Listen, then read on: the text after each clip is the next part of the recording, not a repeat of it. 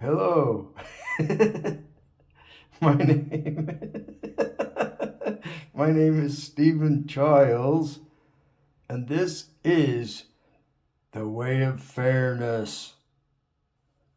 So, I'm just going to tell you, in this echo chamber called the bathroom, where it's quiet but the sound quality is not good. Poor people have this way. It's called John's way. And here's what's been going on. Okay, enough of that. We'll get a square. Let's look at a square or two. There. That'll work. So I get a little closer so the sound level's better.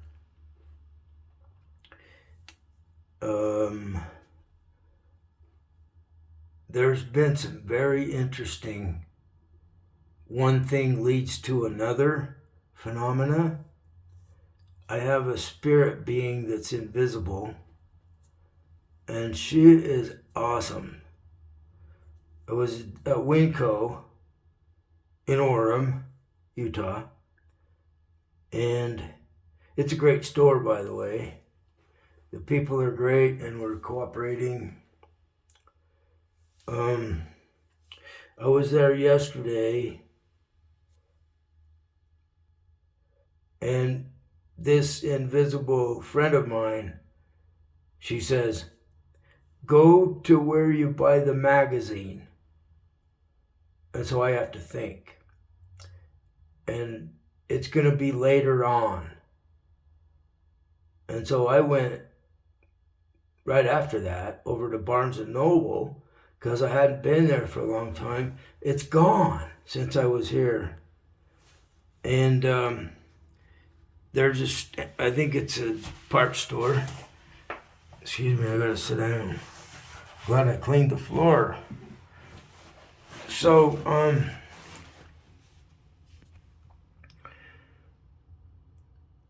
I was at the parts store and there was a bunch of people there. I think they were hiring, and they're also open.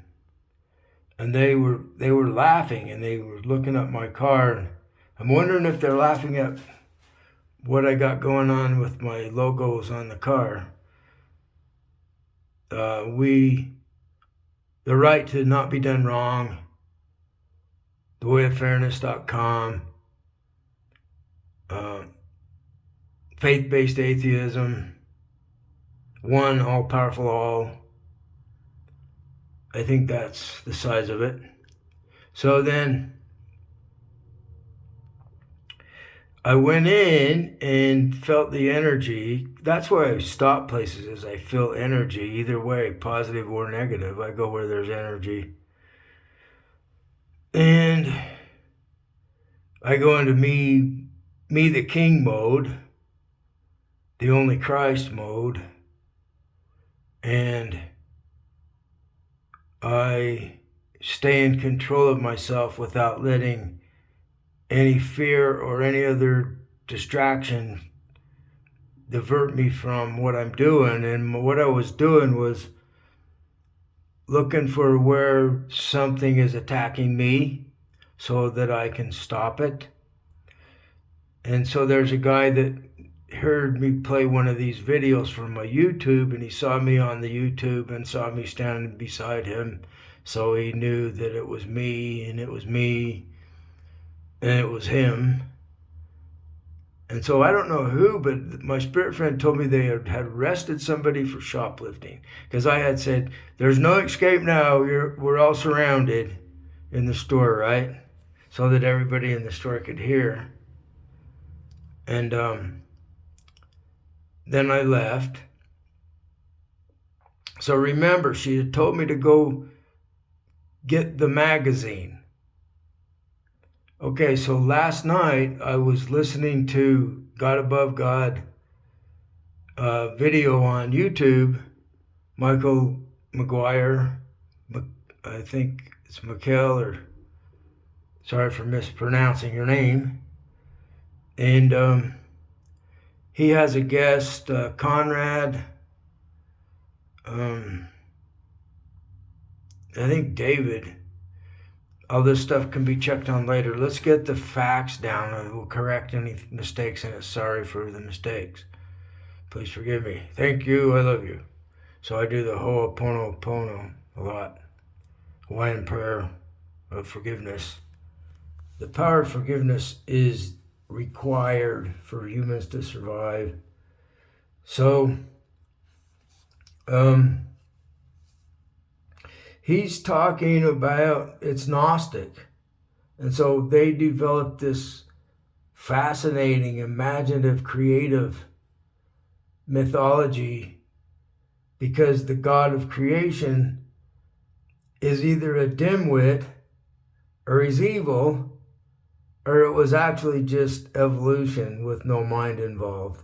So the Gnostics have not made peace with science, some of them. And revelations from science are the actual Christ. Actual truth is actual Christ. I'm actual truth. So is the floor you're looking at. So is the smartphone that's making the video. All these things I've mentioned are Christ. They're real. They're factual. So Antichrist is anything that's against actual truth.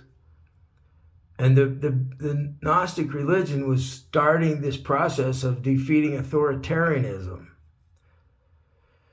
Because the God that was being rebelled against, the Old Testament, the Jewish Bible, they called the authoritarian God a laughingstock. And I'm continuing that tradition of calling authoritarians laughing stocks because they don't have enough power to rule. You want to know why they don't have enough power to rule? Because I'm here. I'm the king. I'm the only Christ. And the only Christ is factual knowledge. And we all count the same. So the king creates democracy. So this solves the problem of left and right politics. Because if you want to research what the start, where this all began, it began in France, and it was like the revolution time. I don't know all the details. I'm just giving you the general events that happened kind of in a story form, and the facts are there. And so the people that wanted to stay with the king, they said, well, you guys all sit on the right. And the guys who want to create the democracy, you guys all sit on the left. And that's where it started. So it's between the ones that want the authoritarian ruler, like Donald Trump or Joseph Stalin, or me as the king. Pick me. Because then I make everybody count the same. And we use the 1 minute method when we have disagreements. So we have the People's Court, and that's explained on the World Fairness Agreement. And I'm not making things completed. It's like we complete this by word of mouth, by telepathic thought, and keep the writing to a minimum.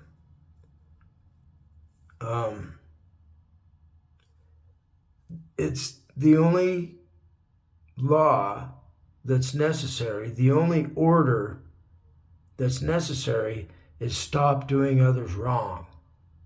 That's the law. And all other laws and religions and governments and groups and individuals, all of their personal law and order and codes and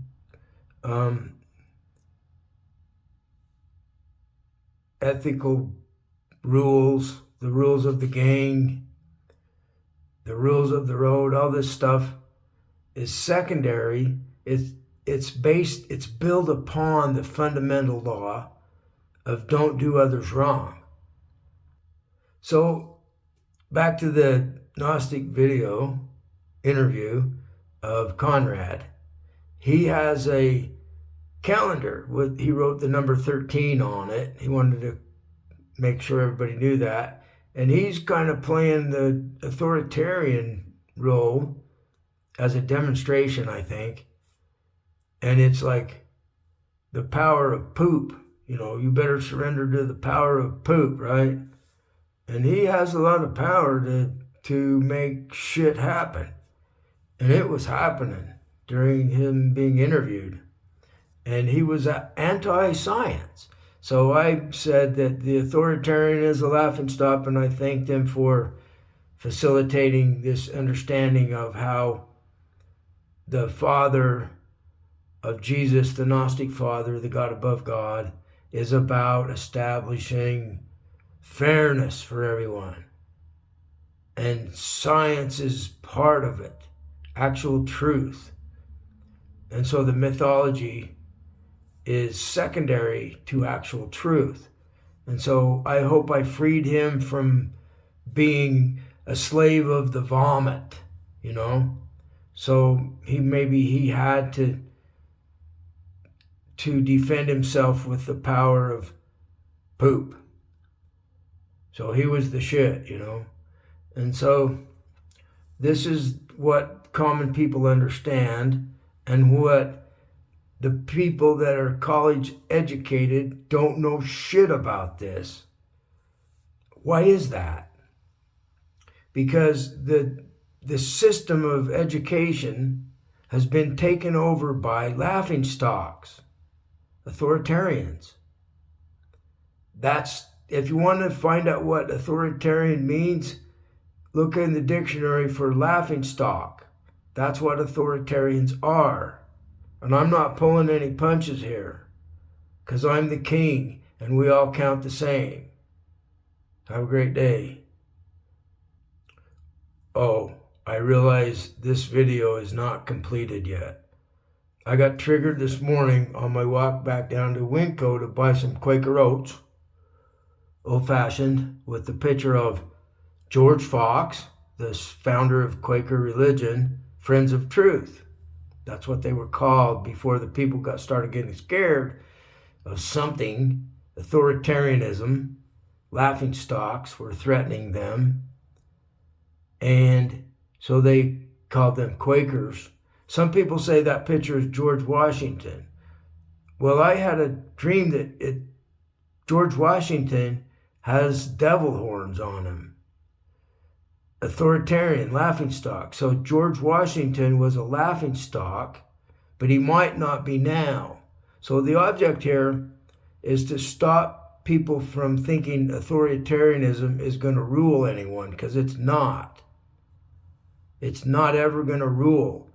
The alliance that is the unity, the universal unity of all that is the biggest unity. Everything is included within it.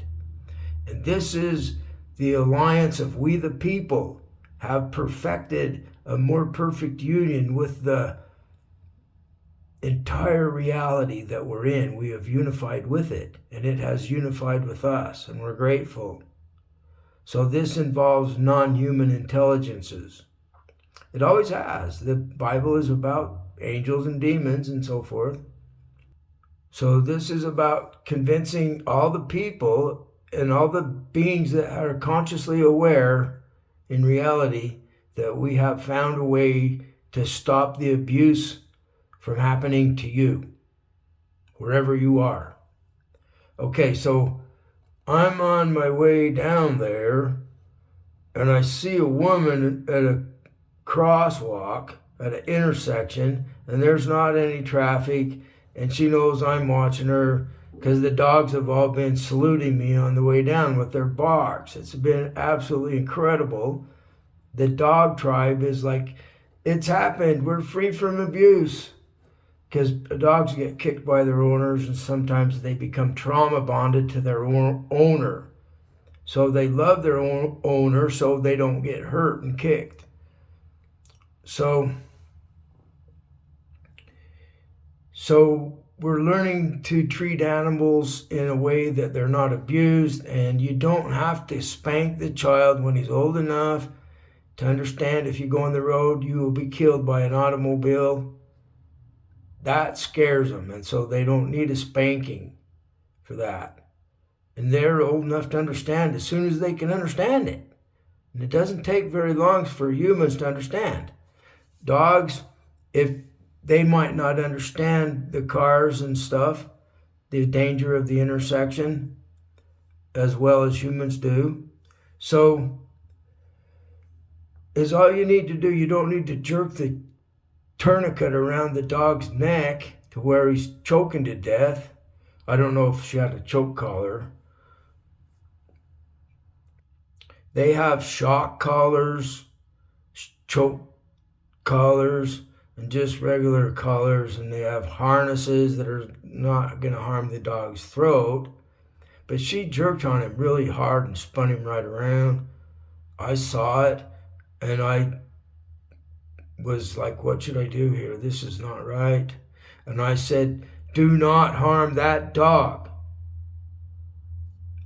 And then I got some disagreement for me saying that telepathically.